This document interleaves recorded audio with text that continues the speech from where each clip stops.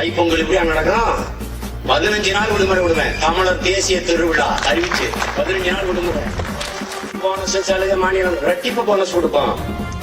60 வயசுக்கு மேல உழவர் பெருமக்களுக்கு ஓய்வூதியம் கொடுப்போம். ஆண்டுக்கு ஒரு முறை எப்படா பொங்கல் வரும்னு உலக நாடுகளுக்கு ஒவ்வொரு தமிழரும் ஏன் இருப்பது போல செய்வோம். தமிழருடைய தொன்ம விளையாட்டுகள் கபடி, சிலம்பம், குத்து வரிசை எல்லாம் நடத்துவான். மாநாட்டம், மயிலாட்டம், கடலாட்டம், ஒயிலாட்டம் எல்லாம் நடத்துவான். அதை தவிர வேற ஏன் நீ இதை மட்டும் ஆடிட்டே இருந்து வேணாம். உனக்கு மாசம் மாசம் சம்பளம்.